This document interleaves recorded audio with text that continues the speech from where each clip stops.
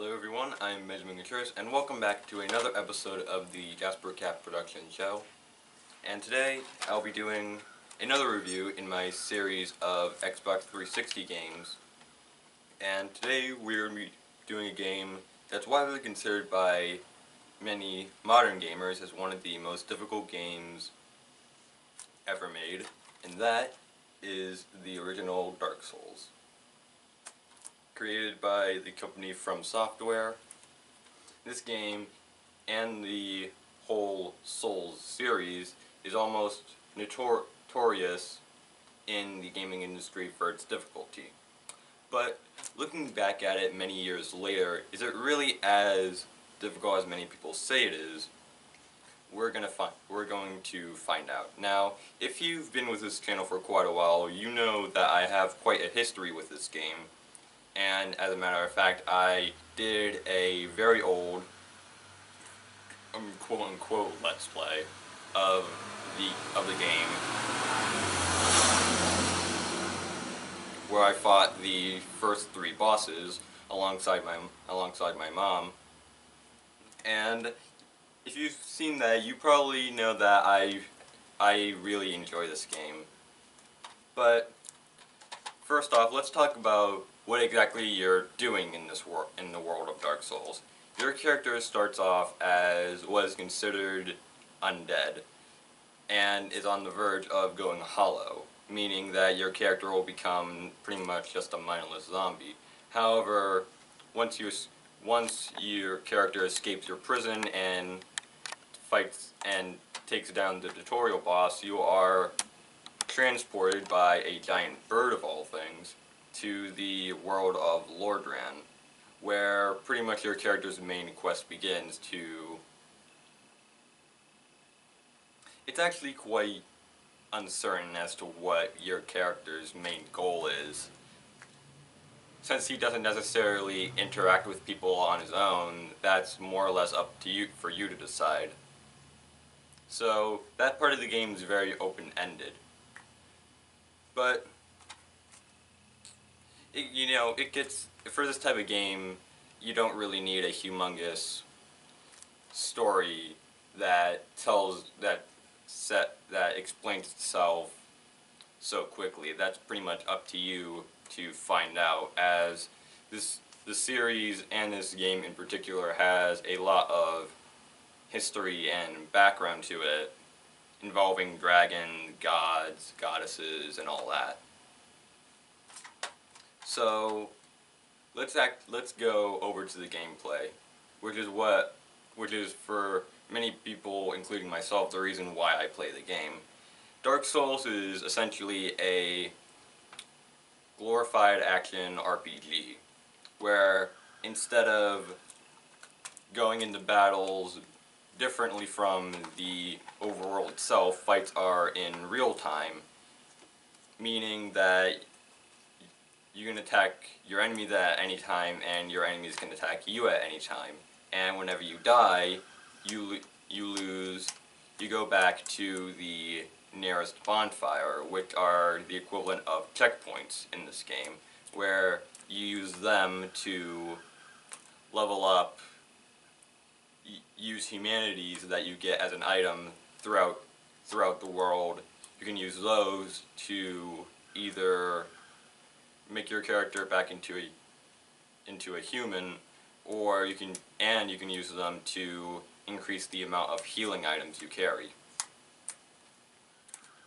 Not only do you get teleported to the nearest bonfire, but you also lose every single one of these souls that you've collected by killing enemies, which you used in order to level up your character. But you don't lose your souls forever, as you can travel back to the area where you died to gain everything, including your souls and the amount of humanity that you got, all back. However, if you die again after you died the first time, and you don't have your souls with you, they're gone forever then. However, if you do know how to exploit the game, there are many ways in order to gain multiple souls.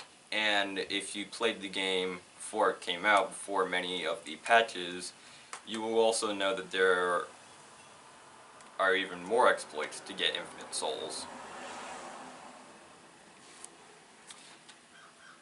Now, since this game is an RPG, the way your character goes through their journey and what they use and how well they use it is pretty much up for you to decide. Once you start the game, you have the ability to create your character, which already is a massive plus, but you're also able to choose what class you have, whether it be warrior, knight, hunter, thief, cleric, as well as many others, including what is considered to be probably one of the more popular classes to choose, the deprived class, where you start off with close to absolutely nothing. But the main reason as to why I think the deprived class is one of the most popular choices for most players is because each class itself has a specific stat that's higher compared to all the others. For example, the warriors have a lot of points in their strength stat, which means they can carry more heavier weapons that other characters wouldn't be able to do it at other times. Or let's say if you pick the sorcerer class, basically the mage class, you have much higher points in intelligence, so you'll be able to learn spells a lot quicker. But the deprived class doesn't have any specialty in anything, and the beginning stats all start on a singular number, which pretty much gives you even more freedom to create the type of character that you want to. Even though your starting class doesn't necessarily matter in the grand scheme of things, because you're able to specialize in anything you want regardless of what class you choose. However, picking the quote-unquote correct class in order to get the character that you want is most recommended. The first character who I played as is the Thief class because I really enjoy thief-like characters whenever I'm playing any sort of RPG like this. And I learned very quickly that that probably wasn't the greatest decision, especially for a new player to this type of game. It's most recommended that you choose a much heavier class, which, regarding this game's overall difficulty, will have a much easier time than a roguelike character who pretty much can't get hit as much as, you know, other much stronger classes. And speaking of the type of things you can do, the game has a lot of variety on the types of weapons you can accumulate. Whether it be swords, axes, two-handed swords, maces, magic spells, spears, halberds, scythes, shields, or even your bare fists. There is a lot of variety in terms of what you're able to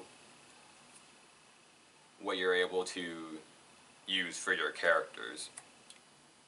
But of course, some of them will have certain stats that you'll need. For example, in order to, let's say, hold a greatsword, you need like 15 points in strength and 8 points in endurance, that kind of stuff. So it's probably best before you start playing the game to do a bit of research in order to find out what certain type of weapons you wanna get. Because if you don't, you'll find yourself finding an area and leveling up constantly just to be able to hold simply one weapon. And the same goes for different armor pieces.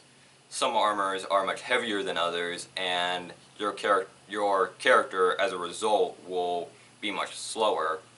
But if you have the correct types of accessories in order to help you, and if you have enough strength in, I believe, the endurance stat, which increases the amount of stamina you have and increases your carry weight, you'll be able to hold to use much heavier weapons and items more efficiently.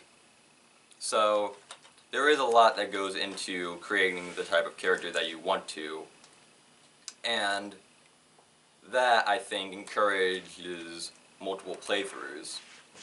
However, one thing that sort of sets it back is that,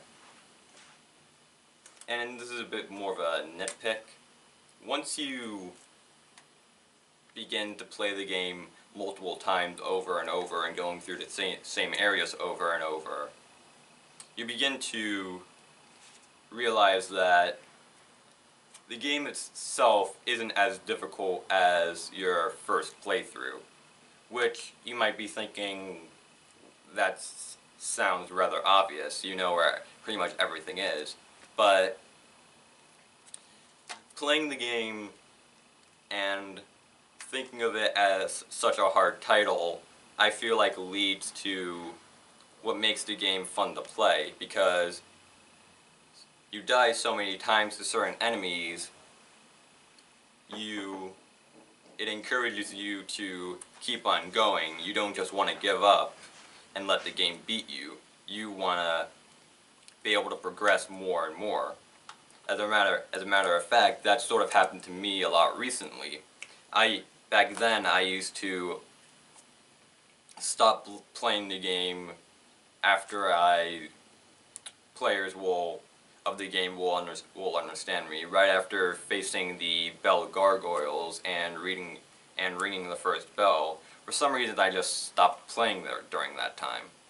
However, as I tried to progress further and further, I actually managed to do so, and now I'm all the way up to the point where I can go through the DLC areas. So I think that makes the game very fun to play, is the fact that you think it's so hard that you want to complete it. And while I'm not very close to beating it, after all, there's still a whole bunch of other objectives and boss fights that I need to fight before I can complete it. But all in all, I really think this is a great game, and it is by far one of my favorite games that I have on a 360. The amount of variety you have to making the type of character you want to is probably enough for you to get the game. After all, there are several people who have done specific challenges for themselves for certain playthroughs, like leveling up only one stat throughout the entirety of the game, or I'm pretty sure there are even people who have beaten the entire game without any sort of item or weapon equipped to them at all.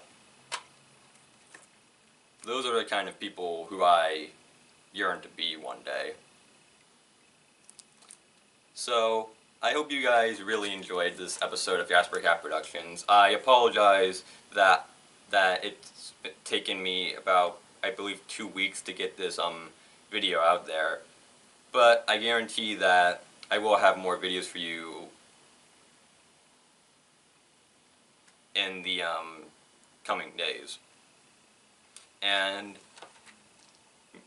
speaking of which, next time we'll be looking at and seeing if this game is able to be trumped by its sequel, because next time I'm going to be looking at the next game in the Soul series, Dark Souls 2, which I would show you the cover of, but I forgot to bring the game with me. But anyway, I hope you guys enjoyed, and until next time, I'm Benjamin Contreras, and bye.